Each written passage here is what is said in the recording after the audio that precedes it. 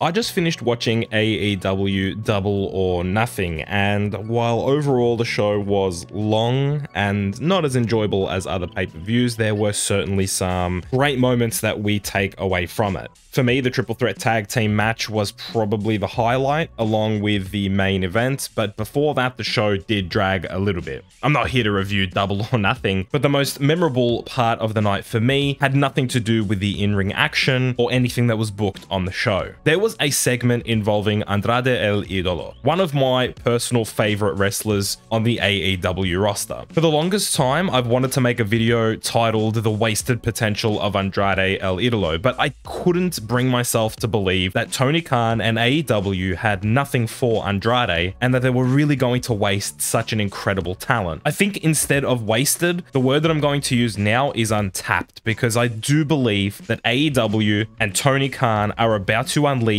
the best version of Andrade El Idolo we have seen. Andrade joined AEW during a time where big name signings were not that common or expected. While yes, he joined in the year that AEW made some of the biggest and best signings they ever will or ever have made, he was one of the initial major pieces that left WWE for AEW. Andrade didn't join after CM Punk and Bryan Danielson. He was a pre-Punk and Danielson appointment. And that's massive. That's a big deal, because when he came in, Andrade felt like a big deal. He came in rocking this beautiful suit. He just sort of looked at the crowd and said, okay, yeah, like I'm here, and walked out. His first few months were definitely tumultuous, and I'm certain that the plans with Andrade have changed multiple times throughout his AEW run, but none more so than his initial month or two. He went from Vicky Guerrero being his mouthpiece to Chavo to an assistant to even having Ric Flair join him on a AAA show. It was clear that the manager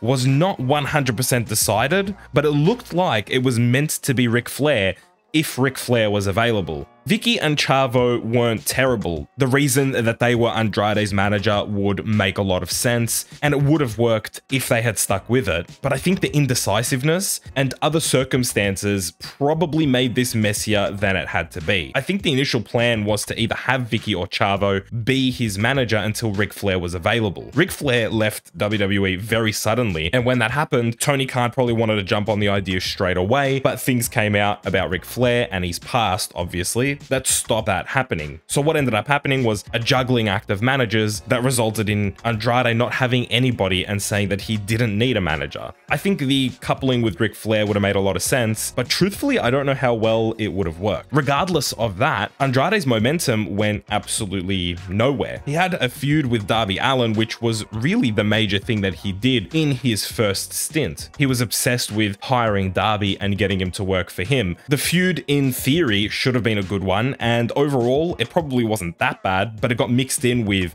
Malakai's feud with Cody, and Andrade and Malakai ended up teaming up because they had their past and they were against Darby and Cody, but then everything was happening with Cody and Malakai was winning and losing and Andrade was winning and losing, and he went through a burning table and all this stuff happened. It was really just a big mess at the end of the day. Nothing really came of it. He didn't leave that feud better at all. You could argue he left it worse, but at the end of the day, he was just melted in this mixture of weirdness. It was hard to decipher where his role now was in the company. Many people probably gravitated towards Malakai more than Andrade, so Malakai's addition to the company probably took away from Andrade. Overall, his positioning in the company wasn't good, but I mean, I didn't know it was going to get worse. He had a weird business proposition with Matt Hardy. He ended up joining the Matt Hardy family office to make it the Hardy and Andrade, or Andrade and Hardy, AHFO instead of the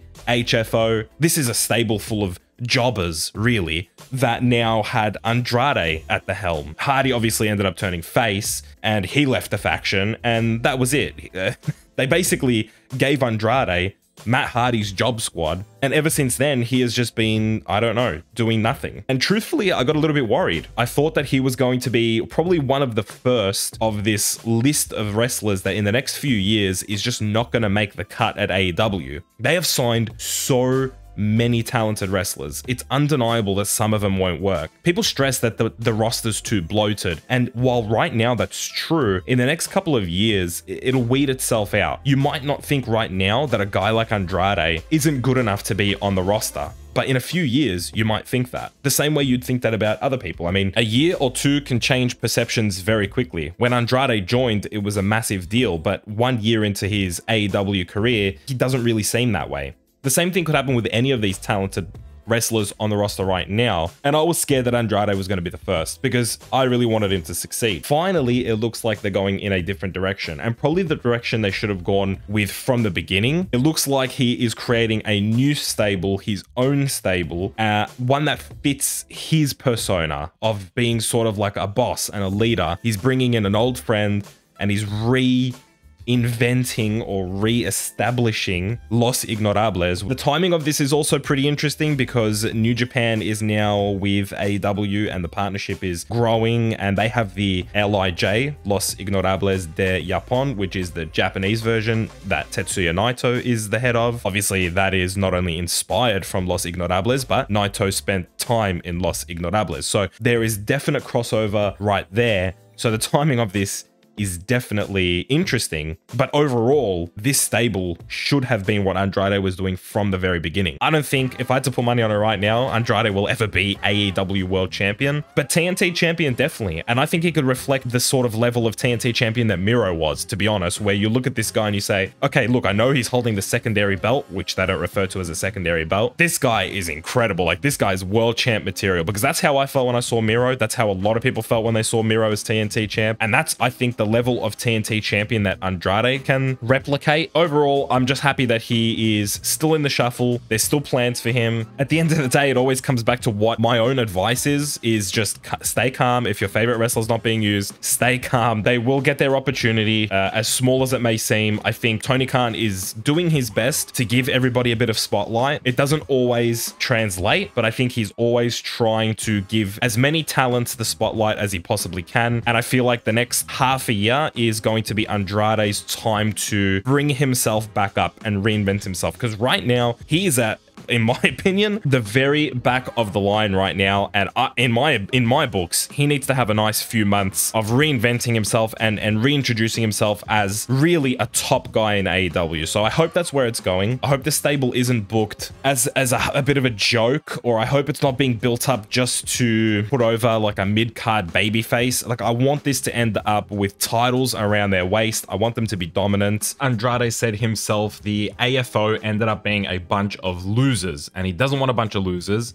He wants to be a winner. And by the way, I love that they pointed that out. I love that that's the mentality Andrade has. He wants to be a winner. So hopefully that's where they go. Let me know what you think of Andrade, and let me know what you think they're going to do with this new stable, the reinvention or reintroduction or whatever you want to call it of Los Ignorables. Let me know what you think about that. If you don't know anything about it, that's perfectly fine as well. What did you think in terms of a visual of Andrade and Rush standing with each other? Because for me, as a visual, they looked like money. They looked like you could just whack them on the main event of Dynamite. You could put them at the top of the card on a pay-per-view and it would fit. They just looked beautiful. So you let me know what you guys think. Am I overreacting with Andrade and being a bit scared that he was going to get lost in the shuffle? Was I perhaps overreacting that I thought his potential was wasted? Or is it more reasonable to say that it was untapped, that it's still there, and that Tony Khan is now probably going to that well and extracting now what he needs out of Andrade,